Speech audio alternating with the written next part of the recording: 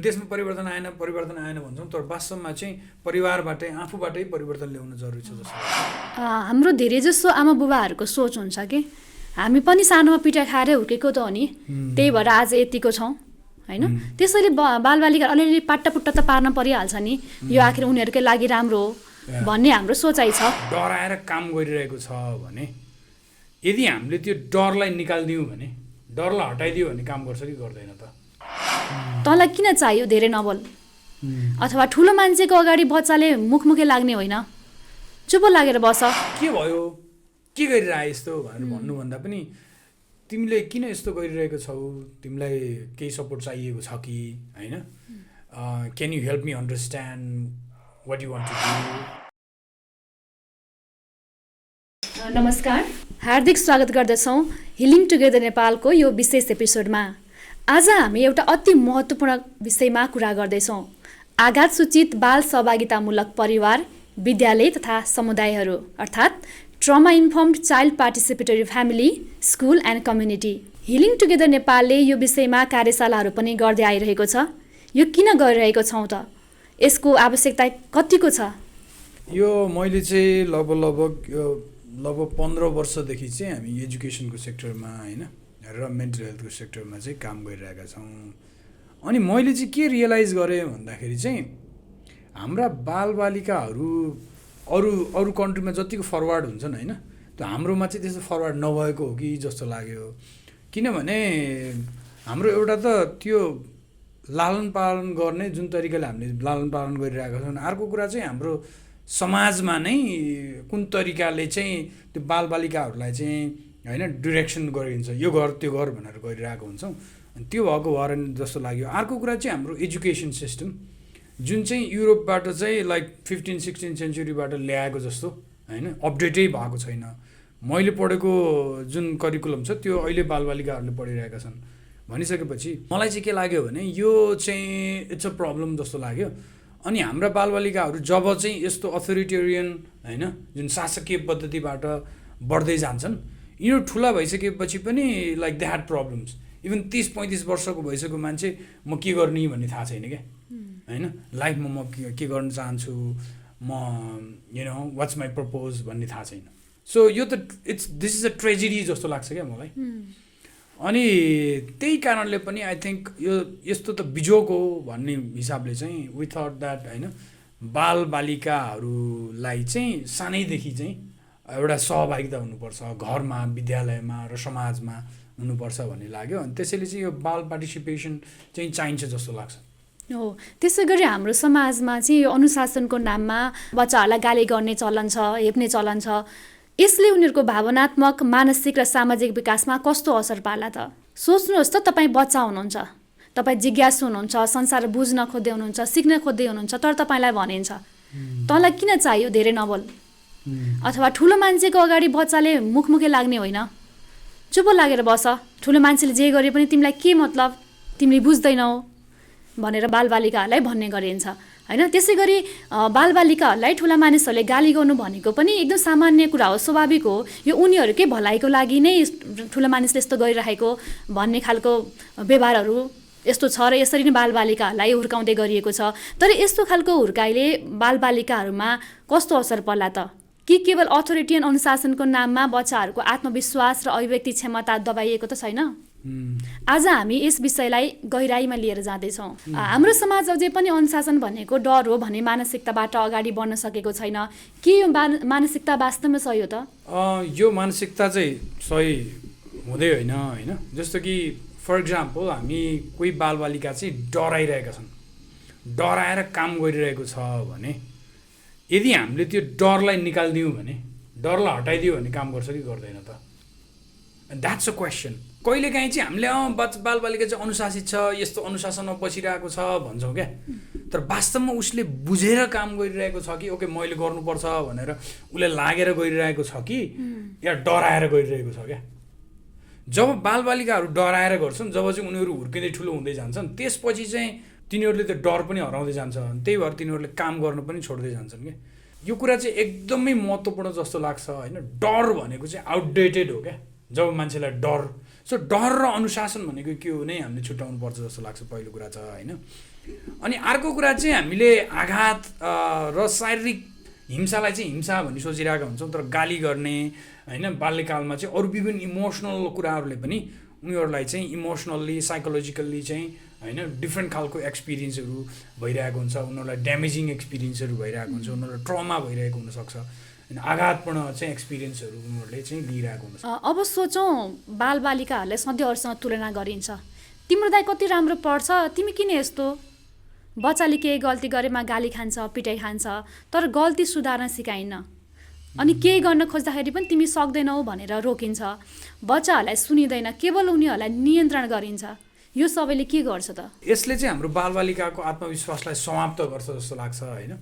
उनीहरूलाई चाहिँ अब कोहीसँग कम्पेयर गरिन्छ भने चाहिँ होइन उनीहरूलाई चाहिँ म कोहीभन्दा कमजोर हो कि भन्ने पनि लाग्न सक्छ। र अर्को एकदमै खतरनाक कुरा भनेको चाहिँ बालबालिकालाई चाहिँ जुन अथोरिटेरियन कल्चर छ, शासकीय कल्चरमा चाहिँ एकदमै अभ्यस्त हुन बाँच्न सिकाउँछ, जसले गर्दा चाहिँ बालबालिकाहरू चाहिँ भविष्यमा अन्यायको विरुद्ध बोल्न नसक्ने, आफूलाई कमजोर ठान्ने होइन, आफूलाई चाहिँ म केही गर्न सक्दिनँ कि भन्ने ठान्ने होइन।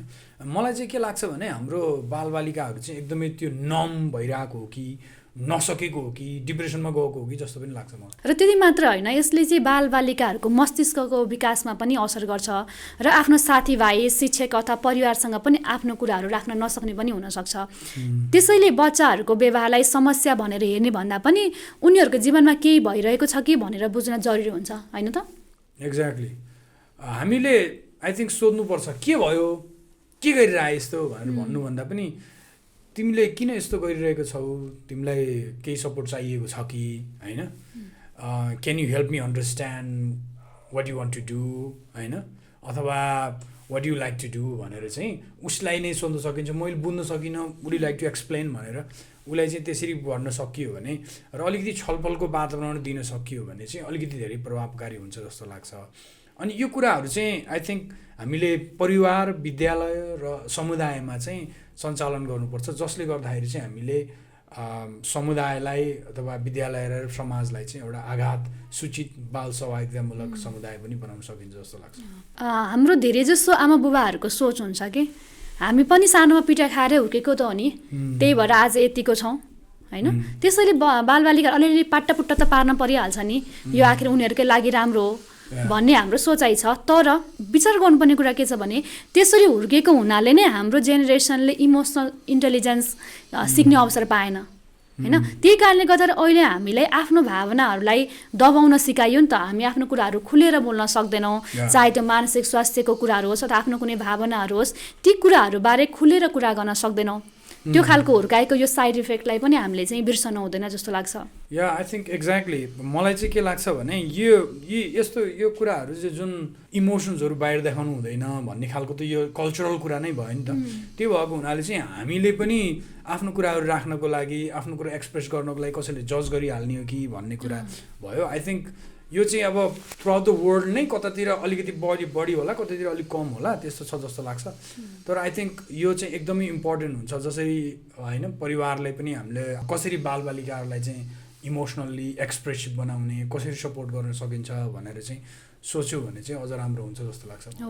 अनि हामीले बालबालिकाहरूलाई सुन्ने मात्र नभएर उनीहरूको कुरालाई कसरी परिवारको निर्णयमा समावेश गर्ने भन्ने पनि सिक्नुपर्छ जस्तो लाग्छ।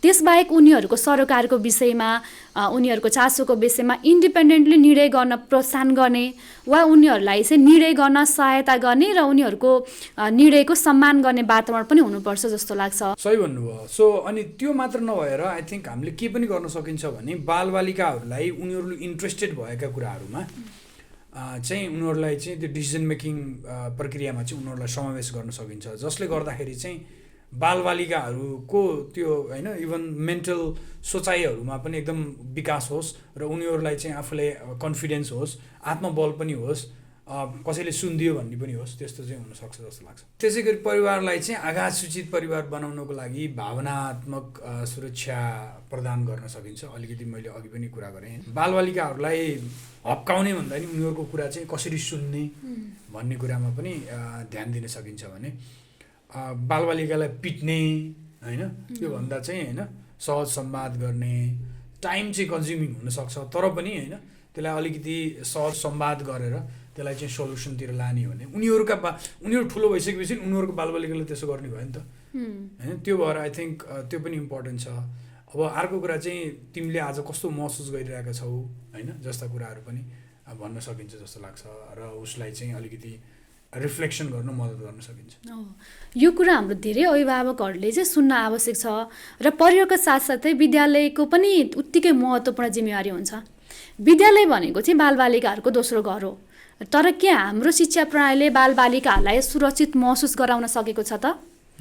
किनभने अझै पनि धेरै विद्यालयहरूमा हेर्ने हो भने डर र अनुशासनमा आधारित शिक्षा प्रणाली लागू भइरहेको छ, जहाँ चाहिँ बाल मनोविज्ञानलाई हामीले व्यवस्था गर्ने गरिन्छ। त्यसै गरी शिक्षकहरूले चाहिँ गाली र दण्डलाई चाहिँ समस्याको समाधानको रूपमा अपनाइरहेको पाइन्छ। एक्ज्याक्टली, आई थिङ्क त्यही भएर होला हाम्रो बालबालिकाहरू चाहिँ एकदमै त्यस्तो धेरै क्रिएटिभ भएको पाउँदैन, कति मात्रै सुनिन्छ, नभए चाहिँ त्यो क्रिएटिभ भएकै पाउँदैन कि यो गर्ने यो नगर्ने भनिरहेको छ क्या। सो क्रिएटिभ नै हुँदैनन् बालबालिकाहरू जस्तो लाग्छ होइन। सो यो अवस्थालाई परिवर्तन गर्नको लागि मलाई लाग्छ शिक्षकहरूलाई पनि बाल मनोविज्ञान सम्बन्धी चाहिँ विभिन्न खालका तालिमहरू दिनुपर्छ होइन। I think teachers need to understand कहिलेकाहीँ चाहिँ बालबालिकाहरूलाई डिसिप्लिनको प्रब्लम भनिराख्दाखेरि चाहिँ उनीहरूलाई त्यो ट्रमाको कारणले विभिन्न व्यवहारहरू देखाइरहेको हुन्छ कि यसको खतम छ भनेर गाली गर्दै राख्दाखेरि चाहिँ उसलाई वास्तवमा चाहिँ समस्या भइरहेको हुनसक्छ भित्रदेखि होइन। अनि उनीहरूलाई चाहिँ कारबाही गर्ने होइन भन्दा पनि अघि पनि मैले भने आई थिङ्क विद्यालयमा पनि अब संवाद गर्नुपर्ने, कम्युनिकेसन गर्नुपर्ने हुनुपर्छ र टिचर्सहरू चाहिँ सपोर्टिभ भइदियो भने इम्पोजिङ रुल्सहरूलाई इम्पोज गर्नुभन्दा सपोर्ट गरिदिन थाल्यो भने चाहिँ एकदम राम्रो हुन्छ जस्तो लाग्छ। त्यो कुरा चाहिँ हामीले जान्नुपर्छ as a parent, as a teacher. So त्यसैले चाहिँ आई थिङ्क उनीहरूलाई चाहिँ अलिकति बढी समय दिन सकिन्छ जस्तो लाग्छ। हो, जस्तै सानो सानो कुराहरू जस्तो कि टिचरले चाहिँ गाली गर्नुको सट्टा तिमीलाई आज कस्तो महसुस भयो त, विद्यालयमा तिमी ठिक छौ अथवा चाहिँ कम्फर्टेबल छौ भनेर सोध्नाले पनि धेरै फरक पार्न सक्छ। यो त विद्यालयको कुरा भयो, अनि समुदाय स्तरमा चाहिँ के गर्न सकेला त? आई थिङ्क पहिलो कुरा चाहिँ समुदाय स्तरमा जनचेतनाकै एकदम कमी छ होइन। अब त्यसको लागि चाहिँ जनचेतनात्मक मूलक कार्यक्रमहरू ल्याउनुपर्छ। People need to know what are we trying to do होइन। अनि त्यसपछि यसले के हुन्छ भन्ने कुरा चाहिँ मान्छेहरूले थाहा पाउनु पऱ्यो, जस कारणले गर्दाखेरि पछि गएर उनीहरूले चाहिँ विभिन्न खालका रुल्सहरू पोलिसिजहरू रिकमेन्ड गर्न सकुन्, जसमा चाहिँ बालबालिकाहरूलाई पनि समावेश गर्न सकियोस्। त्यसले गर्दा बालबालिकाको चाहिँ मानसिक विकास पनि एकदम राम्रो हुन्छ र उनीहरू चाहिँ विभिन्न निकायमा, इभन स्थानीय निकायमा होइन यो चाहिँ बाल मनोविज्ञानका तालिमहरू दिनुपर्छ भन्ने कुराहरू पनि उनीहरूले थाहा पाउनुपर्छ, स्थानीय निकायले थाहा पाउनुपर्छ, समाजले थाहा पाउनुपर्छ होइन। विद्यालयहरूमा पनि परामर्शकर्ता चाहिँ सजिलै पाउनुपर्छ जस्तो लाग्छ, किनभने अब चाहिँ मेन्टल हेल्थको प्रब्लम अरू बढ्ने होला छ। त्यही भएको हुनाले चाहिँ होइन परामर्श त विद्यालयमा हुनैपर्छ जस्तो लाग्छ। त्यस्तै गरेर समाजका बालबालिकालाई चाहिँ सक्रिय सहभागिताको लागि चाहिँ वातावरण बनाइदिने, उनीहरूलाई प्रोत्साहन दिने होइन र विभिन्न खालका चाहिँ अभियान सञ्चालन गर्यो भने चाहिँ उनीहरूलाई अरू बढी सेफ महसुस हुन्छ र उनीहरू चाहिँ त्यो स्पेसमा चाहिँ आफ्नो भ्युजहरू राख्न सक्छन् भन्ने जस्तो लाग्छ मलाई। हो, बालबालिकाको सहभागिता सहितको समुदाय बनाउनको लागि स्थानीय निकाय, परिवार र अभिभावकहरूको बिचमा पनि राम्रो कोअर्डिनेसन र कोल्याबोरेसन पनि हुन आवश्यक छ होइन। त्यसै गरी बालबालिकाको कुराहरू सुनेर उनीहरूको सरोकारको विषयमा र अन्य विषयमा सहभागी हुन प्रोत्साहन गर्ने र उनीहरूको विचारलाई पनि समावेश गर्ने वातावरण तयार गर्नुपर्छ। उनीहरूको योगदानलाई भ्यालु गर्ने र उनीहरूको जुन डिसिजन छ त्यसलाई सम्मान गर्नाले फेरि उनीहरूको आत्मविश्वास र आत्मबल पनि बढ्नको लागि मद्दत गर्न सक्छ। आई थिङ्क एक्ज्याक्टली यदि त्यस्तो गर्न सक्यौँ भने चाहिँ हामीले चाहिँ एउटा समाजलाई नै परिवर्तन गर्न सकिन्छ जस्तो लाग्छ। हामी परिवार, समुदाय होइन र विद्यालय यी सबैजना मिलेर चाहिँ परिवर्तन ल्याउन सक्यौँ भने चाहिँ देशमा अरू छिटो परिवर्तन आउँछ क्या। हामीले देशमा परिवर्तन आएन भन्छौँ, तर वास्तवमा चाहिँ परिवारबाटै आफूबाटै परिवर्तन ल्याउन जरुरी छ जस्तो लाग्छ। हामी अझै पनि हुन्छ नि 100 वर्ष पुरानो सोचमा छौँ जस्तो लाग्छ। अनि त्यो चाहिँ शासकीय पद्धतिको सोच चाहिँ हाम्रो परिवारमा, समाजमा र हाम्रो बालबालिकाहरूमा चाहिँ हामीले देखाइरहेका छौँ क्या। अनि त्यो भएर बालबालिकाहरूलाई चाहिँ एकदमै त्यो फोर्स गर्नुभन्दा नि कसरी सपोर्ट गर्न सकिन्छ भनेर चाहिँ हामीले सोच्न सक्यो भने चाहिँ एकदम राम्रो रिजल्ट आउँछ कि जस्तो लाग्छ मलाई चाहिँ। र यो हामीले जति पनि कुराहरू गरिरहेको छौँ यसको सुरुवात भनेको आजैबाट हामीबाट हाम्रो घर विद्यालय समुदायबाटै सुरु गर्नुपर्छ भन्ने नै हाम्रो उद्देश्य हो।